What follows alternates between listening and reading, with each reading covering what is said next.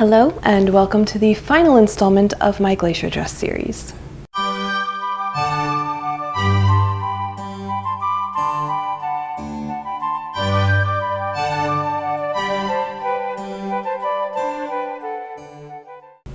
It is finally here, the moment you've all been waiting for. The glacier dress is done, and I am so excited to share it with you all. I love the finished product, even if the sleeves gave me a lot of heartache. And overall, it is very close to my original vision.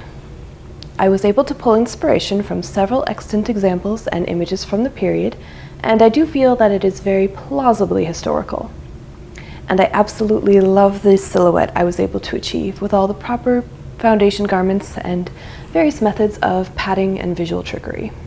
I will do a whole video on that at a later date, but for now, let's get into the bodice construction. Quick recap. The bodice of this dress was originally the mock-up for my Edwardian maternity blouse waist, using this pattern from Truly Victorian. When I was working on that project, I had cut out all of the pieces for the mock-up, but only ever sewed the fronts and backs together. This gave me enough to try it on and make sure the finished blouse waist would fit me, and give me some idea of what I could do with the pattern to jazz it up for future projects. While I was working on that project, I made plans to eventually turn this mock-up into a lingerie dress.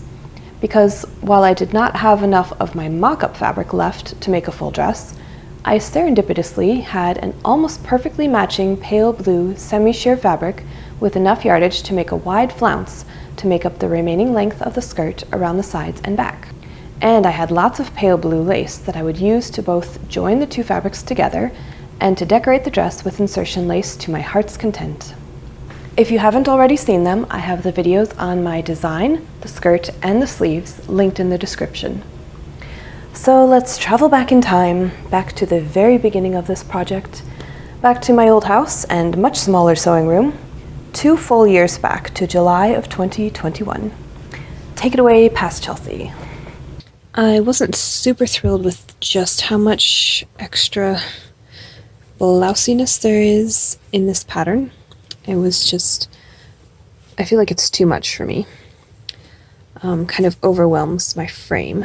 So, in this dress, I am going to take out probably 4 inches or so, and just have a little bit, because it'll still be gathered in from either side, but it'll just be a little bit of vertical puffiness. I don't have the word. However, I did want to add some tucks to probably the shoulders, and I don't have enough room horizontally in this blouse at the moment, which is part of why I want to add this strip of lace down the center front, which I will do by cutting the fabric and moving it over to either side to actually give myself this much space. And then I will make it up with, I'm thinking 3 little pin tucks on either side. I need to play with it and see, but this should give me enough width to give some extra dimension, some extra interest to the front. So this is about what I'm thinking for the amount of blousiness I want at the waist.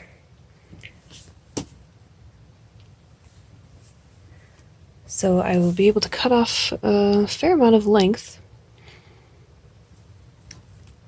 and still have what I want of the silhouette, which is just a bit of extra in the front, not a ton. I measured where I wanted the bottom of the bodice to end up in the fronts and at the sides and back, then connected these lines using my wide lace as a sort of flexible straight edge to trace along. Then I trimmed the excess away, saving the fabric for later, as I always do, and I ended up using it in the skirt. Then I bravely sliced the bodice open straight down the front and pinned the lace inside the opening. I sewed this insertion lace off camera and then set the bodice aside for a month while I worked on other things. It is time for some decisions to be made in regards to the bodice. I have sewn the lace insert into the center front, which I measured gives me 2 extra inches of width, which now needs to be brought in. So first decision I need to make. I have 2 inches of width, so I need to take out 1 inch on either side. My plan is to do tucks. I can either do 2 1/4-inch tucks, 4 1/8-inch tucks, or 3 just under 3/8-inch tucks, which will be a little more difficult to achieve. I think I can do it. It shouldn't be too bad, and really the lace has a bit of give to it, so if I'm slightly over, I think I can ease what I need to make the neckline area back to the original pattern piece. So I'm leaning towards the 3 because I like the way groups of 3 look.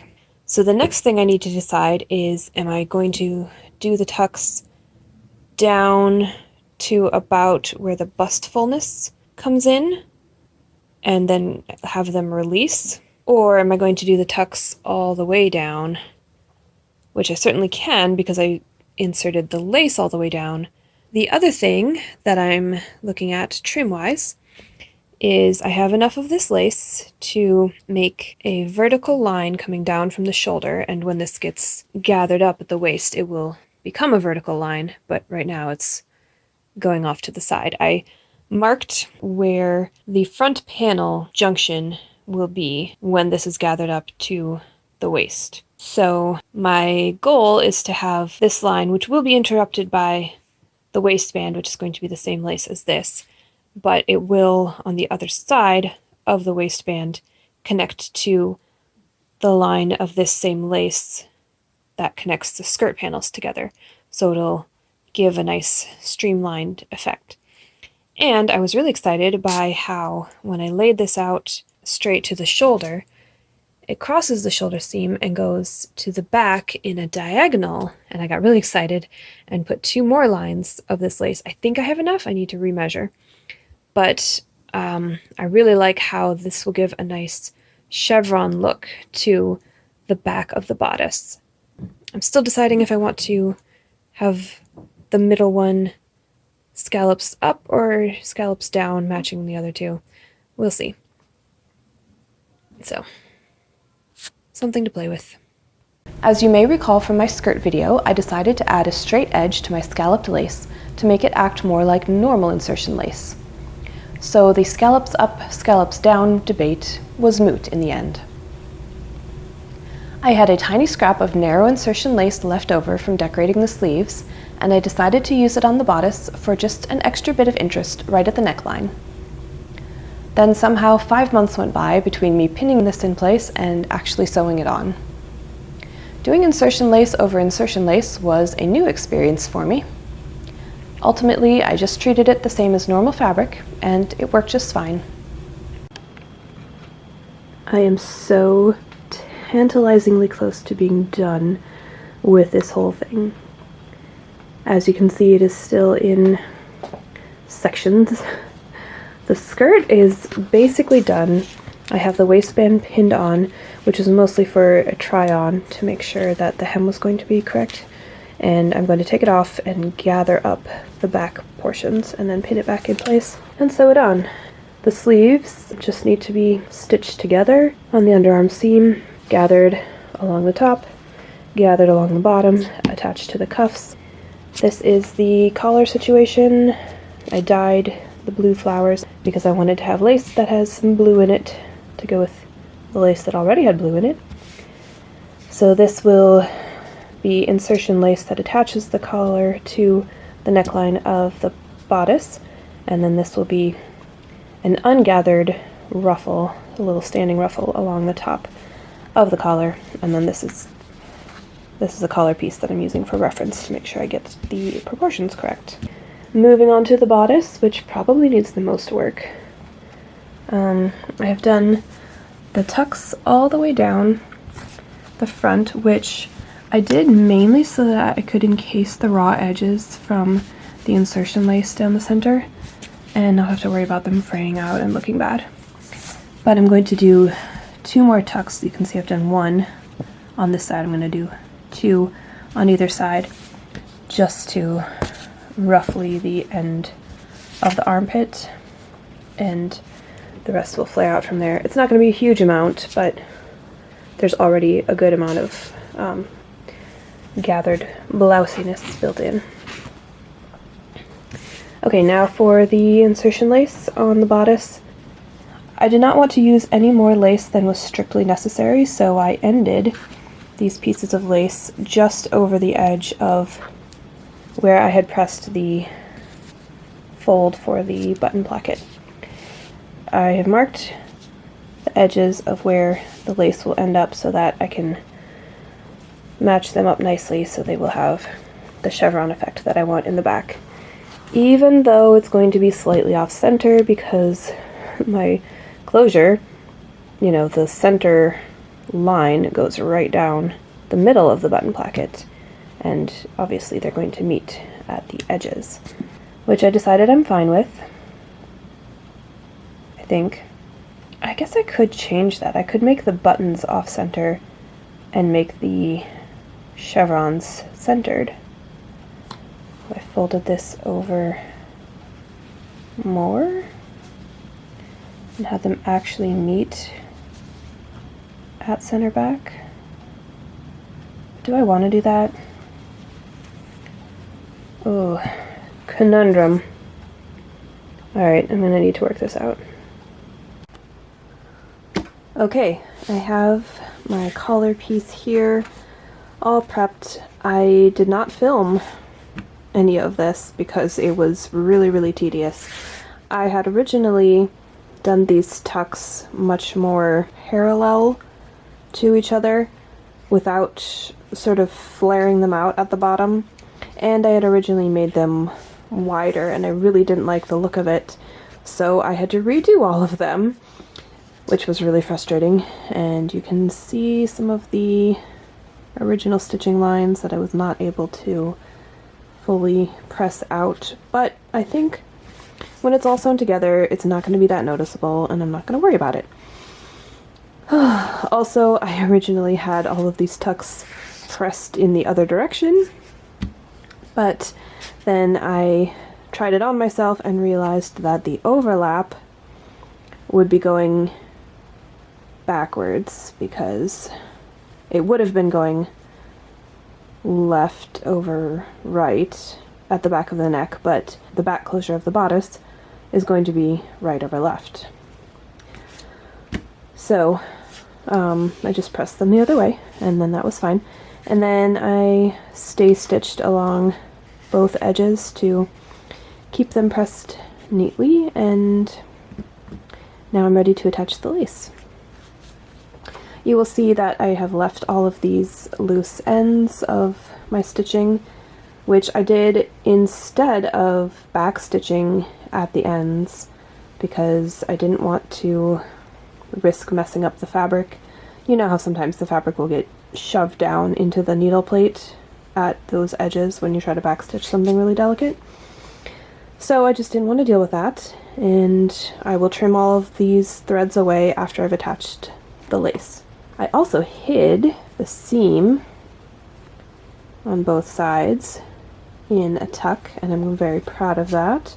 Now here's my original pattern piece for the removable collar for this blouse waist, but that's what I'm going to use for my actual collar piece. And as you can see, it is longer than it needs to be, so I am going to trim off. I finished this edge, which was going to lap over, you know, and complete the circuit of these tucks, but it's too long, so I'll need to cut that off and fold the raw edge in under this tuck the same way I did here, and then I think this one will also get cut off, so it's going to be like this.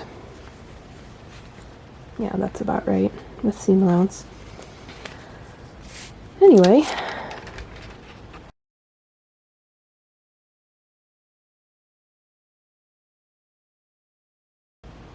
okay, that is stinking pretty. I love it a lot. My inspiration for this collar was an extant image, and I was on the fence about making all the tucks go in the same direction. I usually like to do symmetrical designs, so my instinct would have been to go from the center and press them away, but then the center one would have been one way or the other, and I'm not sure how I would have reconciled that. So I'm really glad I found this extant image that did have the tucks all going in the same direction, and I thought it looked really good, so I decided to just go with it. Now these are not 100% exactly perfectly beautifully spaced, but I think that kind of adds to the charm. It's very clearly going to be a handmade garment, and probably would have been handmade in the period as well by someone who had just enough fabric and just enough lace to make a dress, and that's what I'm doing. So I'm really happy with it. Oh my god, I love it. Oh, I love it so much.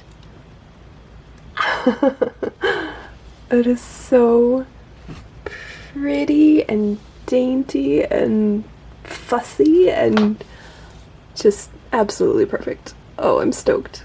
I'm so stoked.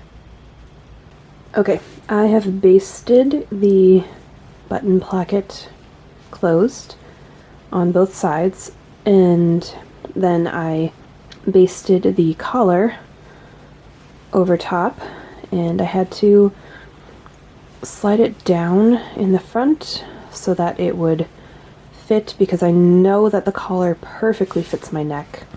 So I needed to make the neckline of the bodice fit into the neckline of the collar. So I ended up refolding and rebasting the left side of the button placket. You can see that it's narrower than the right side. They were both originally the same, but with how the collar was laying, I really wanted the exact overlap. And what I also want to do is exactly mirror the lines of insertion lace, which I haven't finished, obviously, on the right side, because I want to make sure, absolutely 100% sure of my placement before I cut away the fabric underneath. And I want to mirror them so that they are exactly meeting in the back. And if this is the actual center back line, that's what I'm going for visually, is that it's beautiful chevrons meeting in the back. And the collar laps over so that the tucks look like a continuous line. I think I'm going to need to piece in a tiny bit of lace here because I had the exact amount to go around my neck with no overlap whatsoever, but obviously I don't want a gap there after this fabric is, you know, stitched on and removed. I don't want a raw edge of the fabric with no lace to cover it, so I do have a bit of extra lace from the cuffs that I will just tack on there, and that will be fine. It's not going to show, it's going to be covered by the overlap. So what I have left to do is attach the collar, finish the lace insertion, then copy that insertion on the other side, actually sew the button plackets down. One thing I'm still working on is how I'm going to handle this insertion lace. I have not quite figured out yet if I want to stitch it over the button placket and cut away all of this fabric and open it up, or if I want to open out the button placket, finish the lace insertion, and then close the button placket back up so that it will have fabric underneath. Yeah, I'm just not sure what the best way to do that is. Yeah, I'm really not sure if I want this to be cut away or not. Ugh, I'm gonna have to play with it. Okay, I've done samples of both ways of doing the insertion lace at the button placket, and when it's overlapped, it's gonna look the same. And this way, I think, is how I'm going to do it because it will be more stable on this edge, and I'll be able to put hooks even under the lace and you won't be able to see them. And this way was just a little bit more fussy to get it to look nice at the edge. And I think I prefer this cleaner finish on the inside. So that's how I'm going to do it. It was a good trial. Figured it out. It was only during editing this video that it occurred to me that I could have made a fully sheer button placket, either with lace or tulle or something. I'll have to keep that in mind for future lingerie dresses, because this will not be my last one.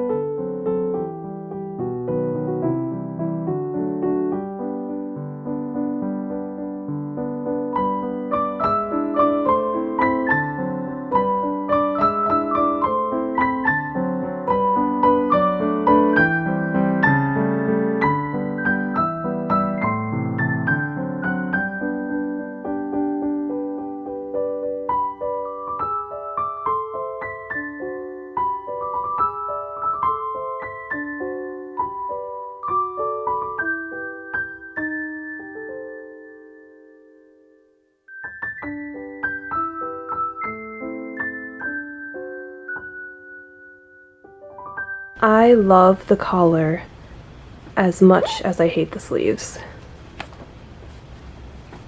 It is just exactly what I wanted it to be. Yay!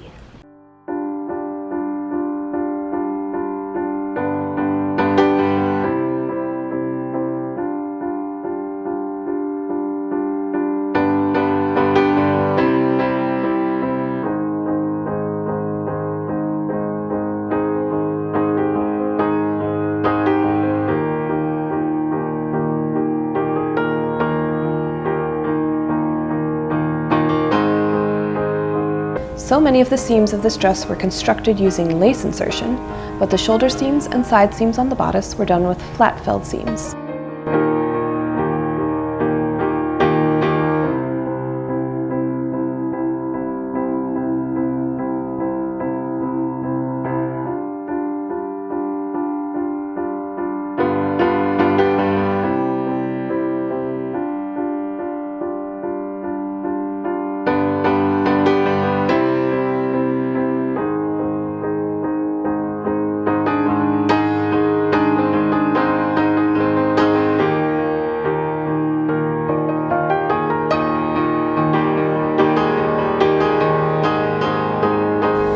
Finally, it was time to attach the bodice to the skirt.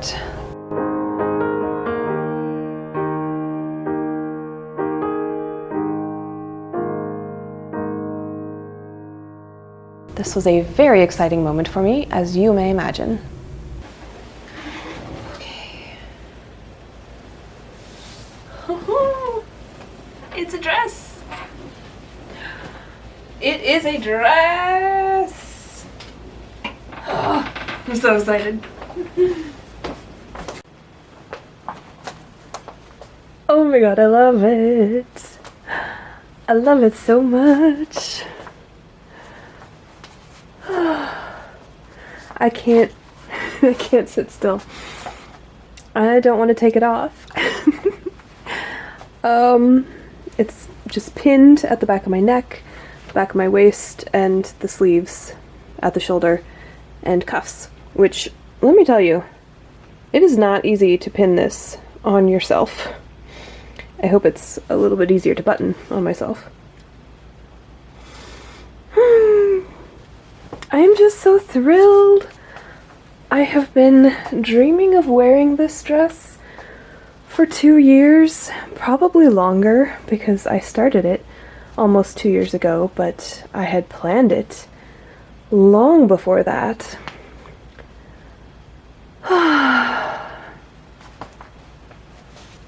I just love it. Now obviously I will not be wearing it over a dark brown skirt like I am right now. So the insertion lace on the skirt is not going to be this stark of a contrast. It will look more like at the top, where I am wearing just a white top over my corset. Yeah, I'm really excited.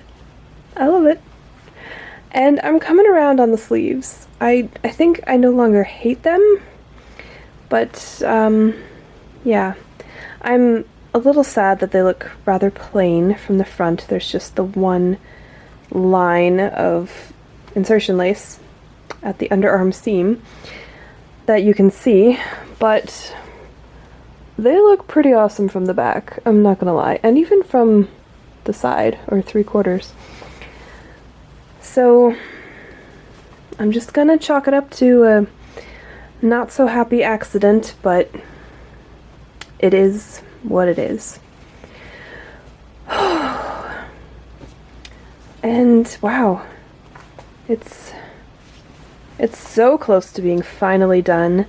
I just need to remove my gathering stitches and sew the second set of stitching on the waistband. Then I need to actually attach the sleeves, put buttons on the cuffs, and put hook and eye closures all the way down the back center closure. And then it will be done. Lots of handwork left, which is fine because then I can sit and watch TV and actually spend some time with my husband. He and I have not seen each other much this week because I've been sewing until 2 in the morning pretty much every single day. But it is now 12:25 a.m. So it is now officially Friday and my event is tomorrow, but I'm gonna go get some sleep and come back at this tomorrow afternoon. Well, today afternoon. You know what I mean. I cannot wait to fully dress up in this with all of the accessories, all of the proper undergarments, and oh, I'm so excited. It's gonna be great. There was one final step after all that work I just described, which I did not film. I had one remaining scallop of lace left over from the ruffle at the top of the collar, and I could not bear to let it go to waste. So I removed the lace from the center of the teardrop on the bodice, and the scallop fit perfectly in the space in the middle. It's a small touch, but it makes me happy.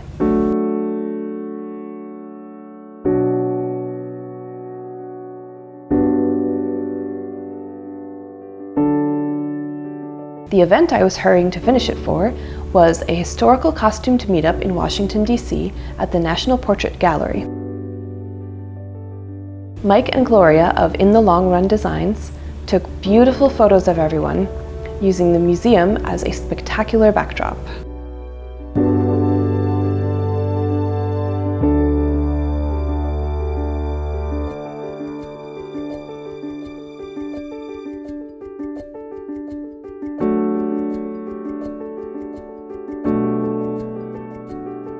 The rest of this footage was filmed in my yard, taking advantage of the bountiful summer blooms.